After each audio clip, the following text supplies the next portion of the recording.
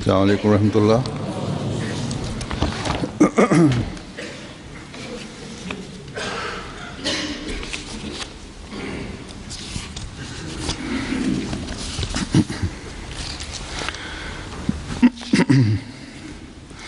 أشهد أن لا إله إلا الله وحده لا شريك له وأشهد أن محمدا عبده ورسوله أما بعد فأعوذ بالله من الشيطان الرجيم بسم الله الرحمن الرحيم الحمد لله رب العالمين الرحمن الرحيم مالك يوم الدين إياك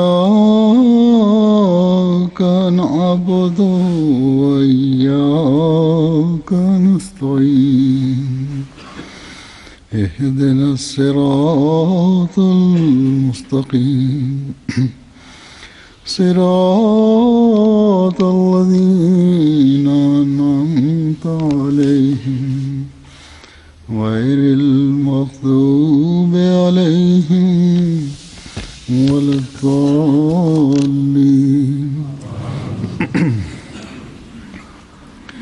ولقد صرفنا في هذا القرآن ليذكروا وما يزيدهم إلا نفورا وننزل من القرآن ما هو شفاء ورحمة للمؤمنين ولا يزيد الظالمين إلا خسارا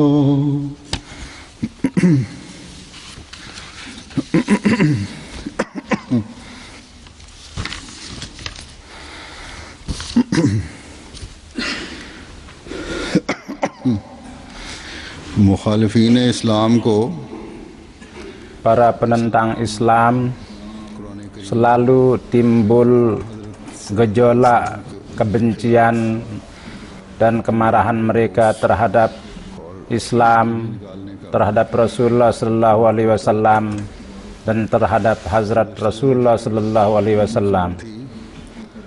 Pada waktu yang lalu ada berita bahwa ada di negara-negara Islam itu timbul reaksi yang sangat besar di kalangan umat Islam bahwa seorang pendeta yang bertabiat buruk pada tahun 2010 berkenaan dengan Al-Quran, dia melakukan menyatakan kebencian mereka terhadap Islam, ingin membakar Al-Quran.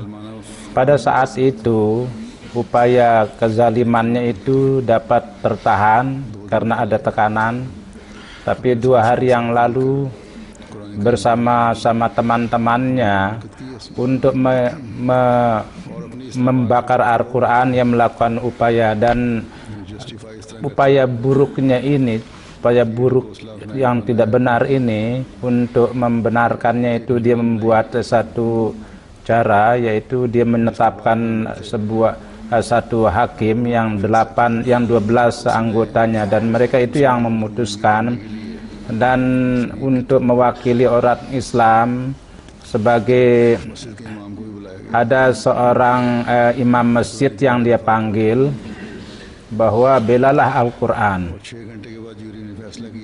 Dan sesudah 6 jam juri memutuskan bahwa nauzubillah Al-Quran adalah mengajarkan kekerasan dan teroris. Oleh karena itu harus dibakar. खुद ही फरीक हैं और खुद ही जज है। Dia sendiri yang jadi hakim, dan dia sendiri yang jadi oposisi, dan dia sendiri yang jadi pelaku, dan dia sendiri yang jadi hakimnya. Walhasil पादरी की America pendeta ini yang di Amerika tidak ada statusnya, bahwa ada pengikutnya, ada orang yang mengikutinya, ada orang yang mengimani, itu sangat sedikit. Ada beberapa ratus orang mungkin yang datang ke gerejanya itu. शोहरत के लिए जालिमाना हरकतें कर रहा है। Untuk kemasyhuran, dia melakukan gerakan yang penuh dengan kezaliman, surat-surat kabar, terus memblow up akan gerakannya itu, dan media itulah yang memblow up itu, dan bukannya mengupayakan keamanan, namun malah justru memblow up tentang kekacauan, सिर्फ इसलिए memberi angin untuk kacauan. Itu hanya beritanya itu adalah untuk supaya perhatian dunia itu tertarik kepadanya, dan demikian surat kabar itu pun, apapun site itu atau channelnya itu bisa menjadi masyhur.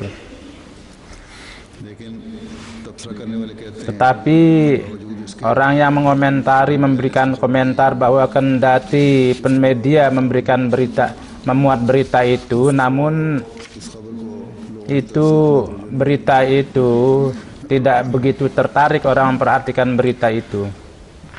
जिन्होंने मुख्तलिफ लोगों से Mereka mengambil berbagai interview dari berbagai orang, Islamic dari anggota parlemen, dari ada organisasi Islam. Berkenaan dengan itu dia bertanya, maka dia tidak mau memberikan komentar bahwa ini adalah orang yang sangat kotor yang melakukan itu, dan jadi memang dia mendapatkan kehormatan 15 menit, tapi kalau kami memberikan keterangan dari itu, maka dari itu dia akan memperoleh beberapa menit lagi untuk kehormatan, dan kami tidak menghendaki mereka itu dapat kehormatan. Walhasil itu menurut pandangannya kezaliman seperti itu, gerakan-gerakan yang penuh kezaliman seperti itu, sebagaimana setelah katakan bahwa senantiasa selalu terjadi terhadap Islam, dan gerakan yang seperti itu kendati ada orang yang dia lakukan di antara teman-temannya atau beberapa orang di antara, atau dia dalam keadaan penting, seorang mukmin yang hakiki manakala dia mengetahui itu, maka dia akan menderita, sakit hatinya. Tetapi seorang mukmin atas penderitaan itu, dia tidak, reaksinya tidak seperti itu, bahwa lalu memberikan harga kepalanya orang, dan ada sebagian kelompok memberikan harga kepalanya itu, dan atau demonstrasi atau menghancurkan negara atau musuh, lalu malah tangan musuh itu tambah diperkuat. Karena itu bahkan reaksi yang sebenarnya itu adalah bahwa hendaknya ajaran Al-Quran itu diperkemukakan sedemikian rupa dengan ucapan kita dan dengan amal kita dan dengan karakter kita, sehingga dunia sendiri, orang yang melakukan gerakan yang seperti itu mereka akan melaknat mereka, orang-orang itu, mengutuk orang-orang itu. Orang yang buta tentu mereka tidak nampak keagungan Al-Quran itu, dan tidak bisa nampak keagungan Al-Quran itu pada diri mereka. Kalau tidak, sebagian orang yang berfitrat bersih dari berbagai agama, mereka sendiri dalam memuji Al-Quran, mereka menulis. Orang-orang Sikh juga menulis, orang Kristen juga menulis tentang kehebatan Al-Quran, dan mereka tidak ada daya kecuali memuji. Di sini ada 2-3 contoh yang 1-2 contoh yang saya akan kemukakan, yang mereka sendiri yang berbicara bahwa Rasulullah SAW pada pandangan orang lain itu apa kedudukan beliau. Allah Subhanahu wa taala di dalam bahwa betapa indahnya ajaran Al-Qur'an itu yang Allah turunkan. Tidak hanya dari yang buruk itu, ada beberapa seorang penulis di Amerika menulis juga bahwa bahwa orang Islam itu tidak buruh. Jadi bagaimana katanya itu politik Dajjal itu, maksud orang Islam itu tidak buruh, tapi jadi pada dasarnya ajaran Al-Quran itulah yang menjadikan mereka itu berjiwa keras. Ini cara-cara licik mereka. Mereka tentu tidak pernah melihat Al-Quran, tidak pernah Al-Quran hanya untuk mengeluarkan rasa kebencian di hati mereka. Dan walhasil referensinya saya akan kemukakan. Ada sebuah kitab, jadi History International Development oleh John William. Jadi kurang lebih dalam 332 tertulis, dia menulis terjemahannya adalah bahwa ini secara sempurna ini salah pandangan bahwa kemajuan Islam Arab itu adalah dengan pedang. Pedang bisa menukar agama orang, tapi pandangan manusia tidak akan bisa dirubah dengan pedang.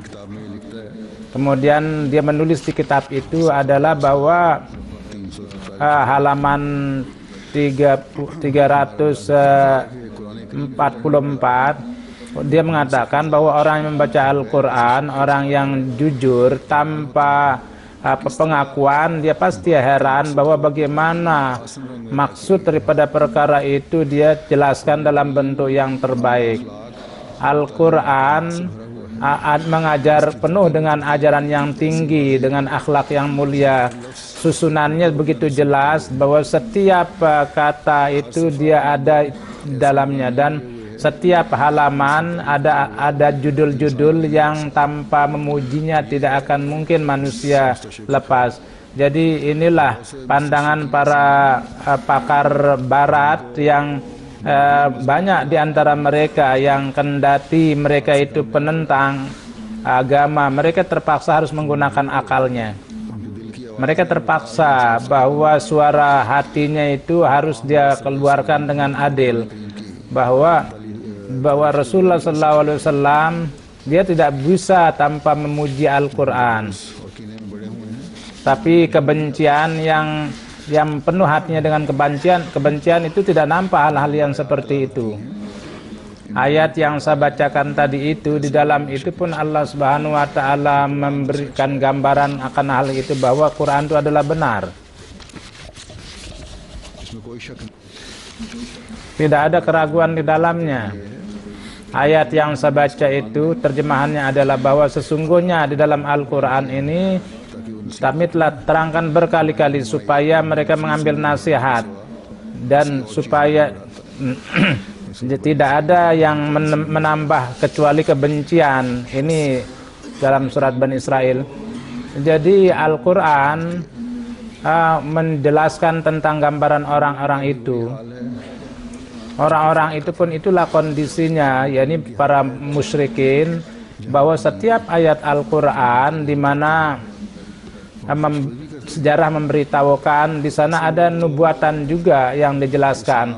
Orang-orang seperti itu dalam permusuhan terhadap Islam itu akan terus lahir orang-orang seperti itu yang membenci Islam, kendati ajaran jelas Al-Quran itu begitu jelasnya, setiap sisi itu dijelaskan, dan dari berbagai sisi itu terdapat penjelasan, namun mereka tetap akan mengeluarkan keberatan-keberatan, dan tidak hanya melontarkan keberatan, bahkan mereka mengatakan bahwa ajaran Al-Quran yang cantik ini, yang kami jelaskan dari berbagai sisi, ini penjelasan ini menjelaskan dari berbagai sisi, bukannya membuka mata orang-orang itu, wa ma yaziduhum illa nufura. Jadi ajaran yang indah itu bukannya mereka ambil pelajaran, tapi malah justru kebencian mereka. Mereka malah justru tambah lari dari jauh. Jadi karena kebencian, karena kejijikan, mereka tambah lebih jauh. Kemudian di dalam surat Bani Israil ini dijelaskan selanjutnya bahwa menjelaskan gambaran orang seperti yang saya bacakan, bahwa kami menurunkan Al-Quran yang merupakan penyembuh, yaitu obat, dan rahmat bagi orang yang beriman, dan orang-orang yang zalim tidak memberikan penambahan kecuali kezaliman. Jadi di sini tambah lebih dijelaskan lagi bahwa sebagaimana ada fitrat seorang itu, begitu juga yang nampak. Bersama seorang yang sakit, yang matanya sakit, jadi segala sesuatu itu tidak benar dia lihat. Orang yang buruk fitratnya, sesuai dengan fitratnya itu akan nampak. Al-Quran ketika mengumumkan hudal lil muttaqin, maka mulai dari awal Tuhan berfirman bahwa petunjuk ini jadi ajaran yang cantik dari dalam Al-Quran, di dalam Al-Quran itu yang merupakan lebih tinggi dari semua ajaran. Ini hanya yang akan nampak kepada mereka yang di dalam diri mereka itu ada ketakwaan. Petunjuk akan memberikan kepada orang-orang yang hati mereka ada rasa takut kepada Tuhan.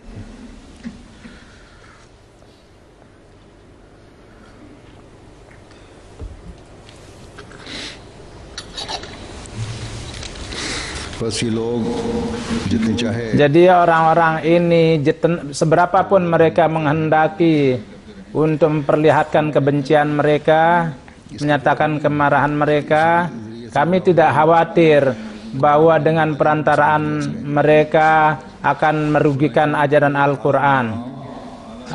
Kedudukan Al-Quran dan penjagaannya Allah Subhanahu wa Ta'ala sendiri yang menjaga, bahwa kan di dalam ayat ini orang-orang mukmin itu diberikan kabar suka, yang ayat yang bahwa Al-Quran itu untuk kamu adalah merupakan sarana rahmat, dan setiap saat adalah merupakan sarana rahmat, akan terus menyediakan. Ini merupakan obat untuk penyakit rohani kamu, dan juga merupakan obat untuk penyakit jasmani kamu. Setiap ajaran itu ada di dalamnya. Dan ayat yang sebelumnya kalau disatukan, maka ini merupakan kabar suka bagi mukmin yang hakiki, bahwa hak itu sudah pergi, kebatilan itu lenyap, dan kedustaan, licik dan kebatilan itu pasti akan lari. Ini merupakan takdirnya. Dan di sini ditarik perhatian kita bahwa dengan menetapkan harga kepala orang atau dengan demonstrasi tidak akan menegakkan kehormatan Al-Quran. Bahkan mukmin yang hakiki adalah ajaran Al-Quran itu diaplikasikan dalam dirinya, amalkan, dan dia buktikan keagungan Al-Quran itu, dan itu yang akan memberikan kehormatan kepada Al-Quran. Ajaran yang cantik dengan memperlihatkan itu kepada dunia, hak dan yang batil itu akan menzahirkan perbedaan. Dan manakala ajaran ini zahir kepada dunia, maka kemenangan Allah untuk rahmat bagi orang yang beriman, dan hati yang luka itu akan dibuatkan penyembuh. Kemenangan Al-Quran dan kemenangan orang-orang mukmin yang akan nampak. Dunia tanpa itu tidak ada cara lain, bahwa ajaran Al-Quran dengan rohaninya dan kemajuan sarananya. Jadi dengan mengamalkan ajarannya dia akan, oleh karena itu kita secara khusus orang-orang Ahmadi, kata-kata upaya-upaya buruk orang-orang itu kita tidak khawatir. Kita adalah orang yang mengimani Hazrat Masih Maud yang pada zaman ini menyebarkan, dikirim untuk menyebarkan ajaran Al-Quran untuk kedua kali. Dalam Al-Quran disebutkan yusabbihu lillahi ma fis samawati ma fil ard al malikul quddus azizul hakim huwallazi ba'atsa fil ummiyina rasulam minhum yatlu alaihim ayatihi wa yuzakkihim wa yu'allimuhumul kitaba wal hikmah wa in kanu min qabli lafi dhalalim mubin wa akharina minhum lamma yalhaqu bihim wa huwal azizul hakim. Allah bertasbih padanya yang di langit dan yang di bumi. Dia adalah Raja Maha Suci, mempunyai kemenangan sempurna dan bijaksana. Dialah yang telah mengirim dari kalangan ummi seorang Rasul yang membacakan kepada mereka ayat-ayatnya, mensucikan mereka, memberikan ajaran kitab dan hikmah. Sedangkan sebelumnya mereka adalah berada dalam kesesatan yang nyata, dan dari mereka juga dia akan membangkitkan kepada orang lain yang belum berjumpa dengan mereka. Dia adalah maha sempurna, maha unggul dan maha bijaksana. Jadi ada pernah satu masa di mana Rasulullah SAW dibangkitkan oleh Allah, dan dengan pelajaran Al-Quran itu yang turun kepada beliau itu dengan sangat luar biasa. Kondisi dunia yang hancur itu dia menciptakan revolusi di dalamnya. Jadi dan orang-orang yang jahil, yang hal-hal yang kecil seperti binatang, mereka itu haus akan darah satu dengan yang lainnya. Mereka membaca ayat Al-Quran yang bercantik, dengan perantaraan ajaran yang suci mereka dibersihkan. Orang-orang yang jahil dan mereka itu diberikan ajaran yang cantik, dengan ajaran Al-Quran yang cantik itu, yang merupakan buku Tuhan, yang kitab Tuhan yang sempurna, yang memenuhi semua ajaran-ajaran para nabi. Dengan itu mereka diterangi, dan manusia yang tadinya hewan menjadi manusia. Bagaimana Hazrat Masih Maud bersabda bahwa manusia itu menjadi manusia, kemudian dengan ajaran itu mereka menjadi manusia yang berakhlak dan bertuhan. Pada zaman ini kembali Allah Subhanahu wa taala telah memberikan berbuat kebaikan kepada kita, dan telah mengirim pencinta sejati beliau sallallahu alaihi wasallam supaya membacakan ayat dan dengan tanda-tanda ilahi memberikan penambahan kepada rohani kita, dan menambah keyakinan kita, dan dengan memberikan petunjuk kepada agama kita, dan mensucikan kita dengan cara pemberi bimbingan yang benar. Kita hakikat daripada kitab ilahi ini, dan dengan rahasia ini dia memberitahukan kepada kita dan memberitahukan kepada kita bahwa syifaun wa rahmatul lil mu'minin, yakni syifa ini obat dan rahmat bagi orang mukmin, bahwa kitab yang agung ini bagaimana bisa menyembuhkan, bagaimana bisa menjadi obat.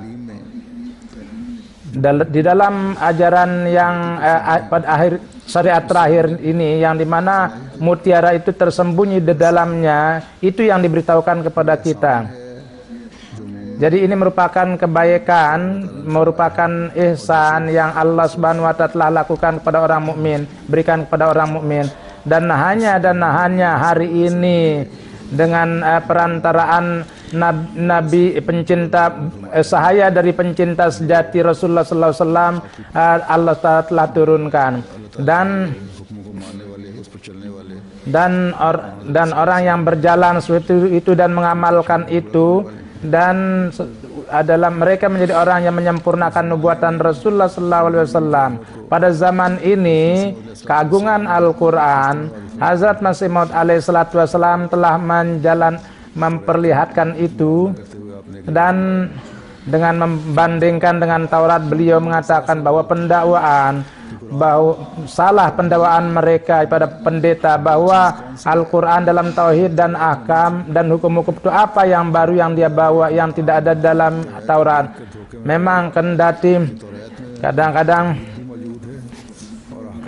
di dalam Taurat itu tauhid, kendati ada itu dan ada perintah juga untuk beribadah, namun apa hal baru yang dengan perantaraan Al-Quran dikatakan. Namun yang tertipu itu adalah mereka yang tidak merenungkan. Jelas sekali bahwa banyak sekali hal-hal ketuhanan yang tidak ada dijelaskan dalam Taurat. Oleh karena itu berkenaan dengan kehalusan tauhid tidak disebutkan. Dalam Al-Quran disebutkan bahwa tauhid tidak hanya merupakan nama, bahwa kita hewan dan segala sesuatu itu kita tidak sembah. Bahkan tauhid itu artinya adalah mempunyai 3 tingkatan. Yang pertama adalah untuk umum, yakni untuk mereka yang ingin selamat dari kemarahan Tuhan. Yang kedua adalah untuk orang khusus, yakni untuk mereka yang dibandingkan dengan umum, mereka lebih banyak kedekatan dengan Allah Subhanahu wa Ta'ala, ingin menciptakan keistimewaan dalam kedekatan dengan Tuhan. Dan yang ketiga adalah untuk hawasul hawas, yakni mereka ingin sampai kepada tingkat kedekatan yang sempurna. Yang pertama, tingkat tauhid yang pertama adalah bahwa jangan menyembah Tuhan selain Allah, dan segala sesuatu yang terbatas dan nampak sebagai makhluk, baik itu di zamin, di langit atau di bumi, itu menghindar dari penyembahannya. Yang tingkat yang kedua adalah bahwa semua dalam setiap urusan dia anggap Tuhan itu yang mempunyai pengaruh besar, yakni yang menciptakan hasil itu pada hakikatnya adalah Allah Subhanahu wa Ta'ala, dan tidak begitu menekankan kepada sarana-sarana dunia sehingga terjadi syirik kepada Tuhan. Misalnya mengatakan bahwa kalau tidak ada si Zaid maka pasti saya tidak akan rugi, kalau tidak ada Bakar maka saya akan hancur. Kalau kata-kata ini dikatakan dengan niat bahwa secara hakiki Zaid itu dianggap sesuatu, maka ini pun juga merupakan syirik. Beliau bersabda bahwa tauhid yang ketiga adalah bahwa dalam kecintaan kepada Tuhan, setiap tujuan-tujuannya dia hilangkan dan wujudnya dia tenggelamkan di dalamnya. Inilah tauhid ini dalam Taurat mana? Bahwa begitu juga di Taurat tidak disebutkan neraka dan surga, dan hanya mungkin ada isyarat-isyarat. Begitu juga tentang kesempurnaan sifat Tuhan tidak disebutkan secara sempurna. Kalau ada bentuk yang seperti dalam Taurat, seperti yang ada dalam Al-Quran, yaitu Qul huwallahu ahad, Allahus samad, lam yalid walam yulad, walam yakul lahu kufuwan ahad. Kalau itu ada, maka mungkin orang-orang Kristen mereka akan terhindar dari menyembah manusia itu. Begitu juga di dalam Taurat tingkat hak-hak itu tidak dijelaskan secara rinci, tapi di dalam Al-Quran ajaran ini dijelaskan secara sempurna. Misalnya innallaha ya'muru bil 'adli wal ihsan wa itaizil qurba, yakni Tuhan memerintahkan bahwa kalian harus adil dan kamu lebih dari itu adalah berbuat baik, atau lebih dari itu adalah kamu menghormati orang sedemikian rupa sehingga seakan-akan kamu menghormati kerabat kamu, yakni sedemikian rupa kepada manusia gejolak kamu itu. Jadi jangan ada sebagai anak ibu kasih sayang kepada anaknya. Begitu juga tentang Tuhan di dalam Al-Quran, di dalam Taurat, dan tempat tentang sifat kesempurnaannya tidak memperlihatkan dengan dalil-dalil yang akaliyah. Tapi Al-Quran, kepentingnya ilham dan pentingnya nubuah, dia buktikan dengan dalil-dalil yang logik. Dan setiap segala sesuatu dia jelaskan dalam bentuk falsafah, sehingga mudah untuk orang yang mencari kebenaran untuk memahaminya. Dan sedemikian rupa dapatkan dalam Al-Quran sehingga tidak ada kemampuan. Misalnya tentang Tuhan, सिवा इसके कुरान शरीफ के वजूद की ज़रूरत पर एक और बड़ी दलील ये है कि पहली किताबें Satu dalil adalah bahwa semua kitab-kitab terdahulu, misalnya kitab Musa, ini hanya ditentukan untuk satu bangsa yang khusus, dan dengan kata yang jelas bahwa ini bukan untuk umum, bahkan hanya terbatas kepada Bani Israel.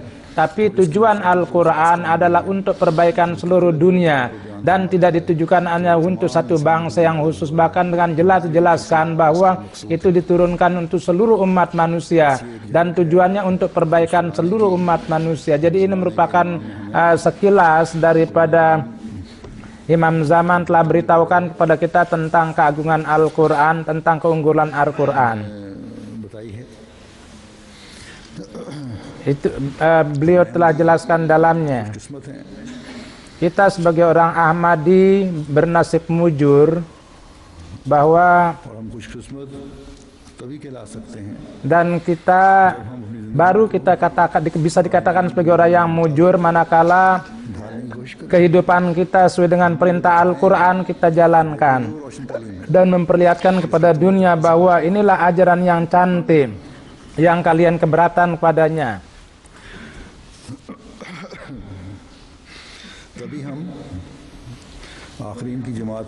Maka baru kita dalam kelompok orang yang akhirin kita akan bisa menunaikan hak-hak kita.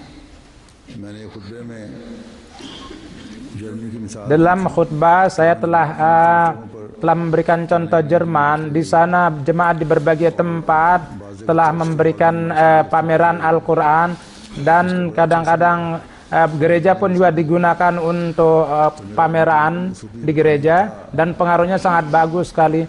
Maksud saya memberitahukan adalah bahwa jadi jemaat-jemaat yang lain pun juga hendaknya memberikan pameran seperti itu, tapi tidak seperti itu.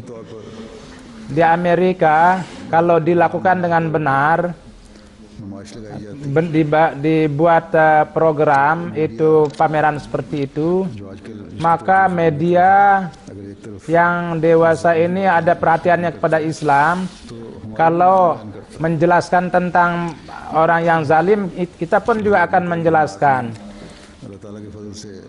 Misalnya kendati jemaat Amerika dengan karunia Allah Subhanahu wa taala mereka untuk menyampaikan amanat itu dengan seminar, dengan mereka melakukan secara luas, dan pekerjaan itu sangat bagus. Di media itu ada peristiwa-peristiwa dan sebagaimana hendaknya.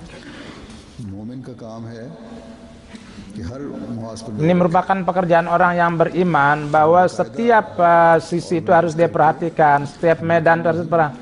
Kalau dengan teratur mereka melakukan pameran di dunia, mereka melakukan pameran-pameran di dunia, baik itu dimanapun tempatnya.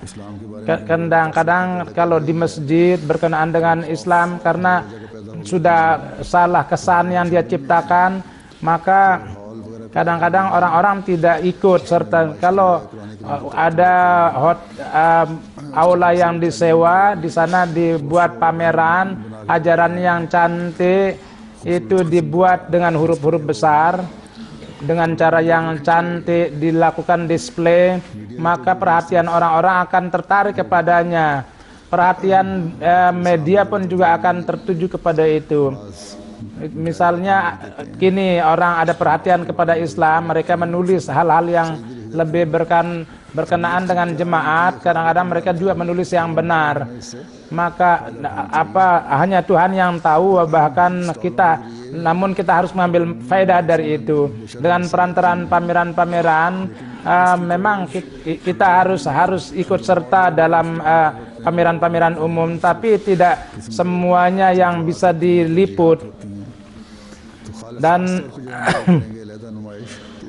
jadi secara khusus apabila kita lakukan pameran khusus, namun pasti pengaruhnya akan lebih besar, dan kita lakukan secara supaya dunia dapat mengetahui apa Quran itu dan apa ajaran Al-Quran itu mengenai jihad atau mengenai penentangan terhadap perang.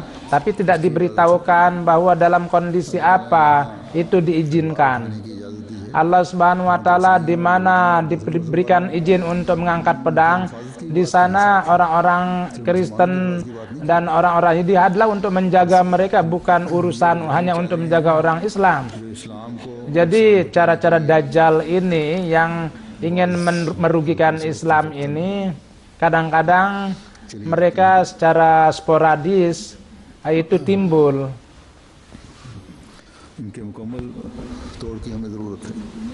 Secara kita perlu secara sempurna pemahaman dalam hal ini, dan perlu Jemaat Ahmadiyah lah yang dapat menunaikan haknya secara sempurna dalam hal ini. Hazrat Masih Maud alaihissalatu wassalam, kutipan yang kutipan Hazrat Masih Maud yang saya baca adalah bahwa betapa pentingnya untuk menyebarkan ajaran Al-Quran, bahwa bagaimana beliau memberikan perbandingan-perbandingan, kemudian betapa Islam yang menekankan keadilan, kitab manapun tidak ada menekan. Misalnya dalam satu tempat Al-Quran, ya nanhakumullahu anil lazina lam yuqatilukum fid dini wa lam yukhrijukum min diyarikum antabarru wa taqsitu ilaikum innallaha yuhibbul muqsitin.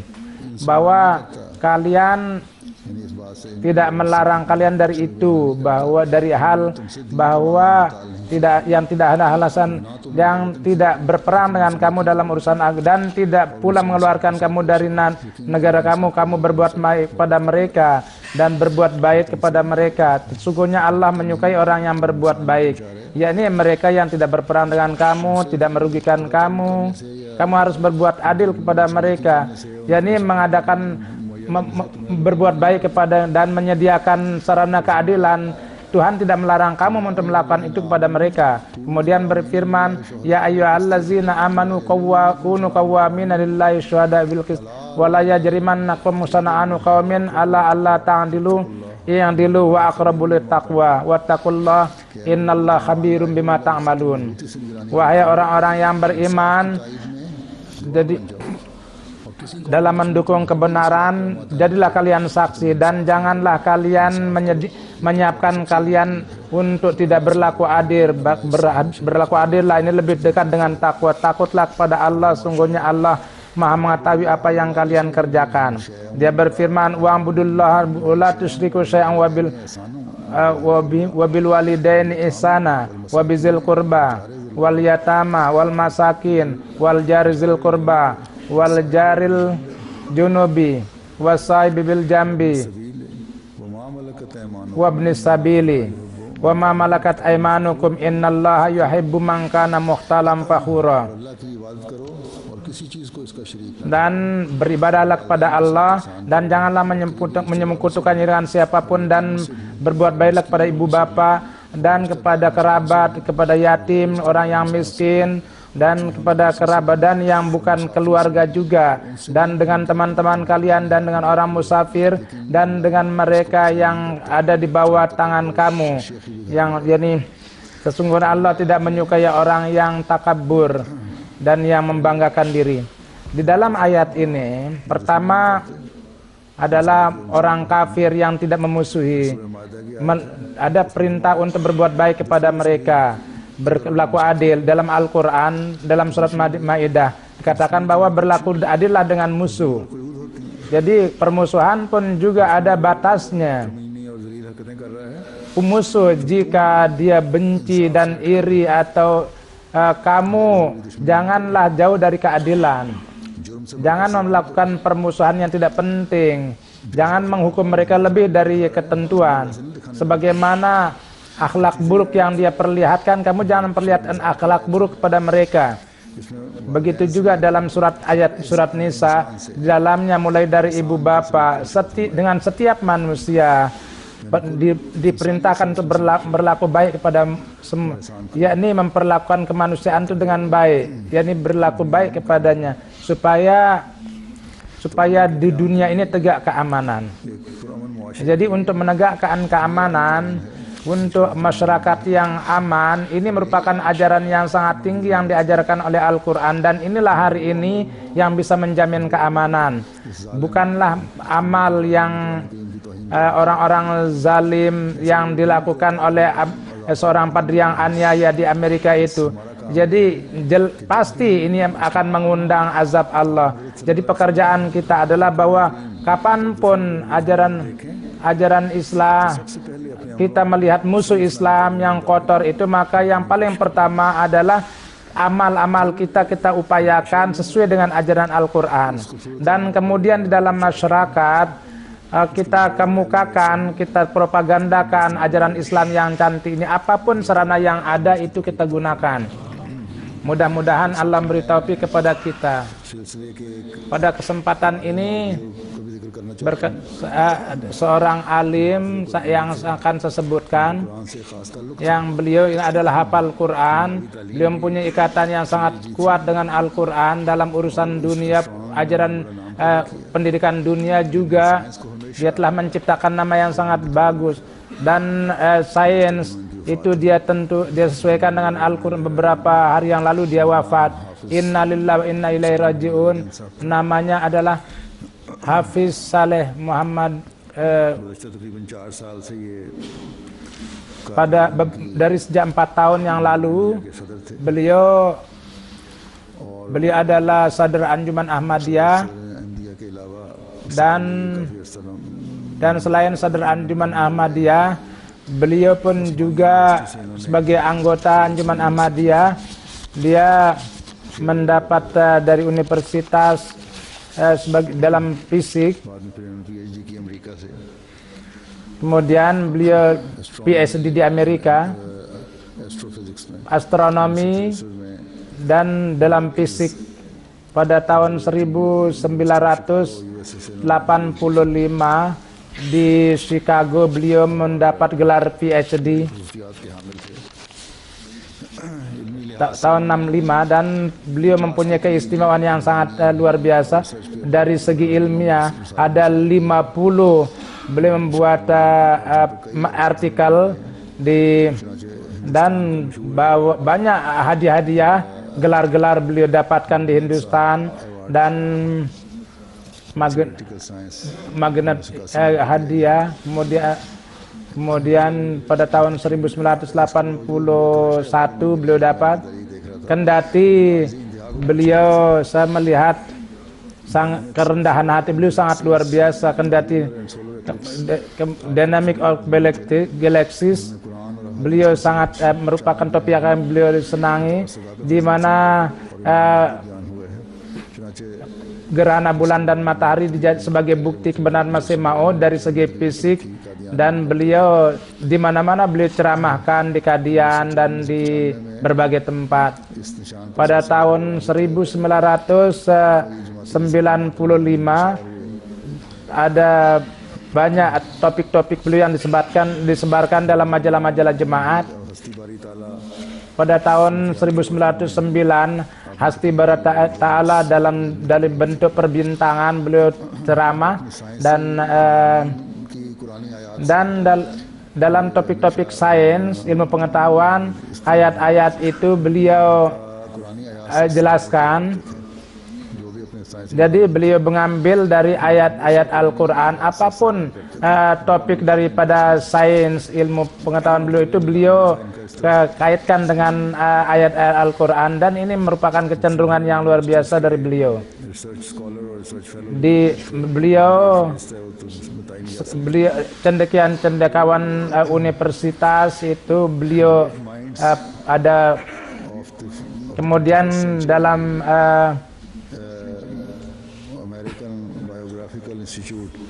di Amerika, dalam Biographical Institute di Amerika, beliau mendapat gelar dari universitas itu pada tahun 2003. Jadi pengirbatan pada jemaat konsan dalam kebenaran Masih Maud, matahari dan gerhana matahari dan bulan, tentang kebenaran Masih Maud dari segi tanda-tanda kemudian gerhana bulan dan matahari dan Tuhan kami, kemudian dinamik gliding galaxies, the goal of man and where to reach it, goal of man. on the existence of God. Ini judul-judul yang beliau buat, kitab-kitab yang beliau buat dalam berbagai posisi. Beliau sebagai amir, juga amir provinsi, kemudian ketua jemaat, kemudian anggota dan sesudah pensiun beliau datang ke Kadian, dan beliau jadikan juga Sadr Anjuman Ahmadiyah. Hubungan dengan Allah Subhanahu wa taala sangat luar biasa. Istrinya memberitahukan bahwa di airport, jadi barang-barang yang dibawa itu elektronik, beliau tidak ditahan oleh polisi pada waktu itu. Beliau sangat mengetahui. Jadi bagaimana, walhasil ditahan. Istrinya mengatakan, saya melihat bahwa Aladin Sahib itu, jadi kenapa, dimana beliau kembali? Saya tanya, kemana pergi? Dia mengatakan dalam keadaan sedih. Saya berpikir bahwa dalam kondisi seperti hanya Tuhan yang, maka saya sholat 2 rakaat dan saya pergi,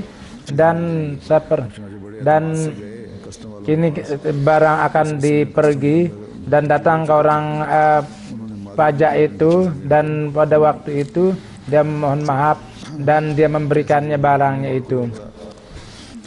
Jadi dalam kondisi seperti itu, jadi orang itu akan sedih, tapi hanya dia tunduk di hadapan Allah Subhanahu wa taala.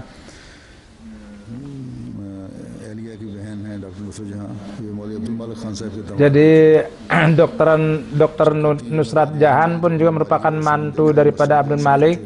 Jadi ketika saya waktu itu beliau tidak bisa pergi ke masjid, sangat sedih sekali.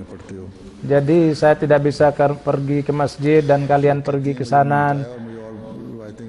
Beliau mengatakan, beliau memberitahukan bahwa ada riwayat lain, ini juga disebutkan kepada orang lain juga, bahwa 26 beliau hadir di Yaqub Ali Irfani, dan ketika saya masuk dalamnya beliau bersabda bahwa hari ini saya melihat Maulwi Hakim Nuruddin.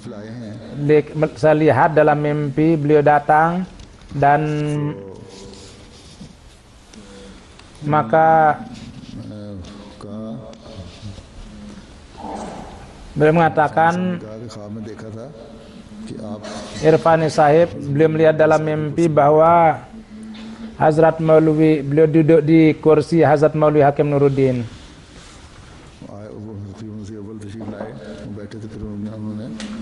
Hazrat Khalifatul Masih Awal datang dan mendudukkannya di kursi. Maka beliau mengatakan bahwa saya berpikir bahwa di mana saya dan di mana kedudukan Hazrat Khalifatul Masih Awal. Ketika saya datang di Kadian, dan ketika beliau datang ke Kadian, maka beberapa lama kemudian Sayyid Zada sudah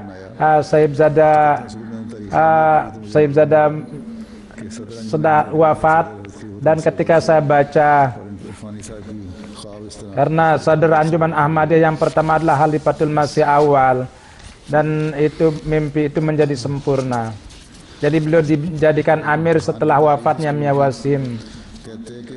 Jadi dalam urusan penyiapan ujian, beliau mempunyai ikatan yang sangat kuat dengan Al-Quran. Beliau hafal dengan keinginan sendiri, dan ketika ujian paginya, jadi tapi saya terus membaca Al-Quran, bukannya mempersiapkan ujian. Dan beliau menghafal Al-Quran sendiri, dan beliau pergi ke bawah dan beliau terus menghafal. Dan ketika anak ibunya melihat kesenangannya itu, kegemaran, maka untuk menyuruh beliau menghafal Al-Quran, maka beliau menetapkan seorang muallim. Beliau sangat itaat kepada khilafat dan penuh dengan sangat luar biasa pengorbanan kepada khilafat. beliau mempunyai semangat dengan para darwish, dan dalam setiap kesulitan beliau selalu berdoa dan sholat nafal.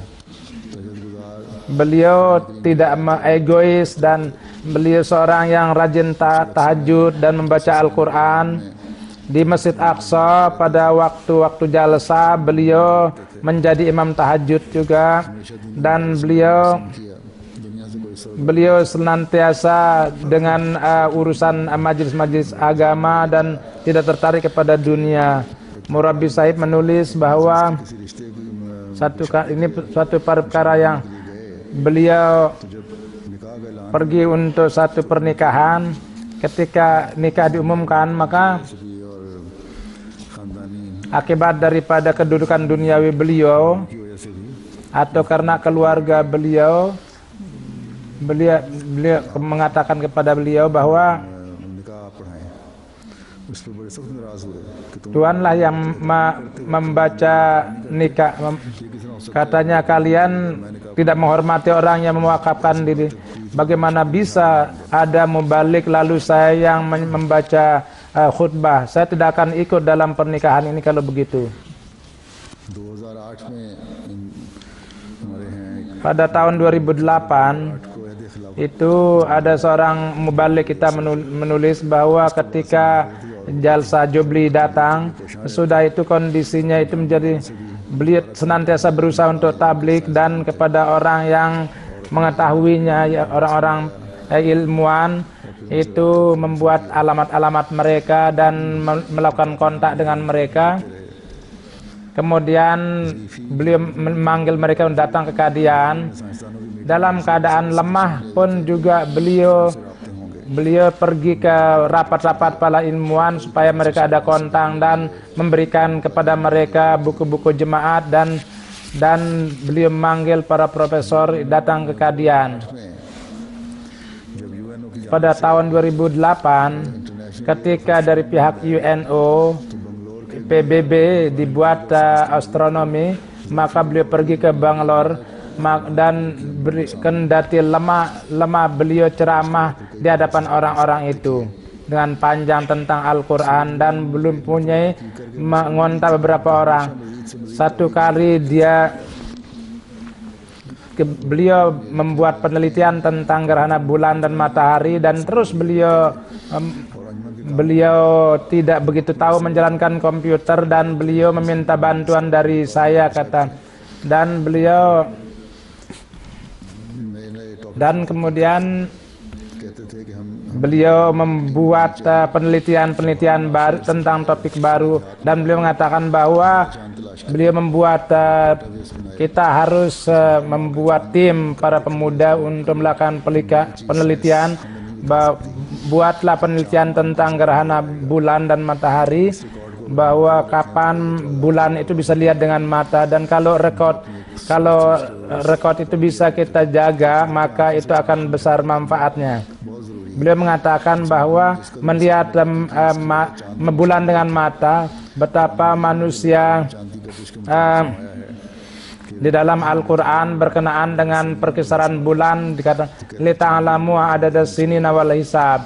Jadi supaya hendaknya matahari dilihat dengan mata, dan jadi ada seorang saintiswan di Prancis mengatakan bahwa dari matahari tidak hanya cahaya yang menyinari mata, bahkan ada sinar yang menyinari otak kita. Maka sesuai dengan perintah Al-Quran, senantiasa orang yang merenungkan penciptaan langit dan bumi yang termasuk di kalangan ulul albab, orang-orang yang bijak. Dan kakek beliau yang Ahmadi, dan itu pun ceritanya sangat aneh, bahwa saya ini adalah orang-orang dunia dan bisnis, tidak ada tertarik kepada agama. Satu kali saya mendapatkan review of religions, dan di situ ada perintah untuk reklame juga, maka saya melihat juga reklame filsafat ajaran Islam, maka saya minta buku itu, maka semua kegelapan itu menjadi hilang, Dan kemudian kakeknya mengatakan bahwa sedemikian rupa revolusi yang datang sehingga saya mulai puasa, mulai tawahud, mulai sholat.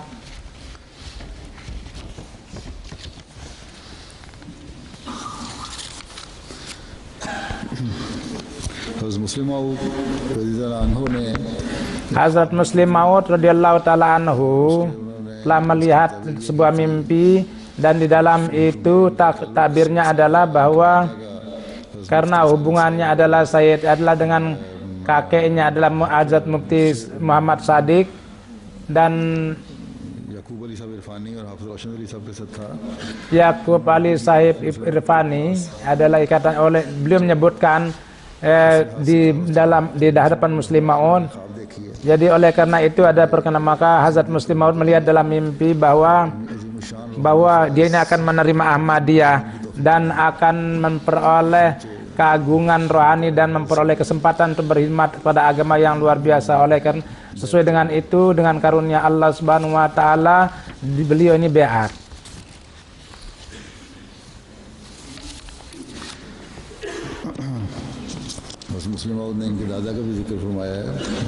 Hazrat Muslim Maud radhiyallahu taala menyebutkan tentang kakeknya. Saya akan sebutkan bahwa berkali terus menerus nomornya itu yang paling tinggi dalam pengkhidmatan. Kondisi ekonominya itu tidak begitu hebat, tapi Tuhan telah memberikan hati yang sangat bersih, dan secara khususnya saya bangga tentang pribadinya. Jadi pada saat masuk dalam jemaat telah diberitahukan tentang keikhlasan beliau, padahal saya tidak lihat. Saya lihat dia bahwa sedemikian rupa dia simpati, dan saya jadi iri, dan saya anggap itu sebagai satu nikmat dari nikmat-nikmat Tuhan. Kiranya teman-teman lain dari kalangan bisnis pun menjalani contohnya, mengikuti contohnya. Inilah sabda Hazrat Muslim Maud tentang keikhlasan beliau. Maulwi Muhammad Ismail mengatakan bahwa saya telah memperkirakan bahwa berapa banyak pengorbanan hartanya. Pada zaman itu uang itu pada waktu itu ada ana 16 ana itu Rp1, maka saya menghitungnya, maka saya lihat 14 ana itu dia belanjakan kepada agama, dan hanya 2 sen yang beliau ini, padahal ini belum punya bisnis yang luar biasa. Hazrat Muslim Maud radhiyallahu taala berkenaan dengan kakeknya, beliau mengatakan berkenaan dengan tablik jemaat, sedemikian rupa semangatnya sebagaimana sahabat-sahabat Masih Maud yang terdapat dalam diri Burhanuddin saya, dan sedemikian rupa dia dalam Sayyid dalam pengorbanan harta pun juga seperti sahabat Masih Maud. Jadi dan Hazrat Masih Maud memberikan Sayyid harus diberikan saya dan Allah memberikan saya Aladdin. Jadi ini tentang keluarga beliau, perkenalannya dari satu kali kesederhanaan beliau. Anaknya menulis bahwa satu kali beliau berdiri di stasiun di kereta di Delhi, maka beliau menggunakan baju merah, dan sebagaimana buruh-buruh mereka pun menggunakan baju merah. Maka seorang datang katanya mengatakan bahwa angkatlah barang itu, maka tanpa menolak dia mengangkat barangnya itu. Dan ini saya berbicara mengenai Hafiz yang wafat. Jadi bagaimana kesederhanaan beliau. Jadi dia membawa ini ke sana, dan ketika menurunkan barangnya itu, jadi orang itu ingin memberikan uang, maka beliau mengatakan bahwa Tuhan mengatakan untuk mengangkat barang itu, Tuhan itu mengatakan mengangkat barang, jadi saya tidak perlu dikasih uang. Jadi beliau sangat sederhana. Beliau datang di Jalsa pada tahun 2003, atau kalau tidak, walhasil pada tahun 2003 beliau datang, dan pada saat itu tabiatnya tidak sehat. Waktu itu transport tidak baik, lalu beliau harus शिकवे के tempat tinggal pun tidak sebegitu rupa, tapi tanpa ada pengaduan, beliau melewati hidupnya sesuai dengan peraturan jemaat. Mudah-mudahan Allah memberikan rahmat kepada beliau dan anak-anaknya pun juga ditegakkan pada kebaikan dan melindungi mereka, dan istrinya sudah wafat duluan, मैं दूसरा जनाजा होगा dan jenazah Mohammad सईद साहब kemudian jenazah kedua adalah Kolonel Said Shah. Ini beliau pun juga ini di Kanada dan pergi ke Pakistan, dan beliau wafat di Inna Ilaihi Rajiun di Vancouver. Beliau adalah sebagai mubarrabi, dan sudah itu kemudian di Kanada sebagai General Secretary, sebagai sekretaris wasiat. Beliau sebagai koordinator Waqfino juga, dan beliau menerjemahkan Al-Quran dalam bahasa Prancis. Ketika Hazrat Khalifatul Masih Rabi mengumumkan bahwa beliau akan memberikan 100.000, beliau tidak bisa bayar. Beliau pergi ke Kanada, bahwa pada saat Baitul Salam dari pihak memberi $100.000 untuk beliau, untuk beliau memberikan uang untuk 2 penyebaran Al-Quran untuk pembayaran itu. Mudah-mudahan Allah meninggikan derajat beliau dan melindungi beliau. Jadi hari ini saya akan mensolatkan 2 jenazah sepuh ini, tokoh ini.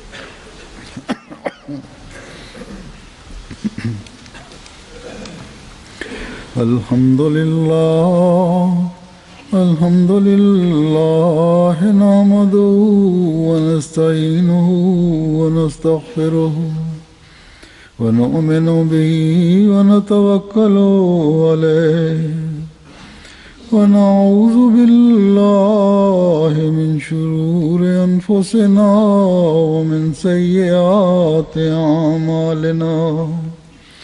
من يهده الله فلا مضل له ومن يضلل فلا هادي له ونشهد أن لا إله إلا الله ونشهد أن محمدا عبده ورسوله عباد الله رحمكم الله إن الله يأمر بالعدل والإحسان وإيتاء ذي القربى وينهى عن الفحشاء والمنكر والبغي يعظكم لعلكم تذكرون اذكروا الله يذكركم وادعوه يستجب لكم ولذكر الله أكبر.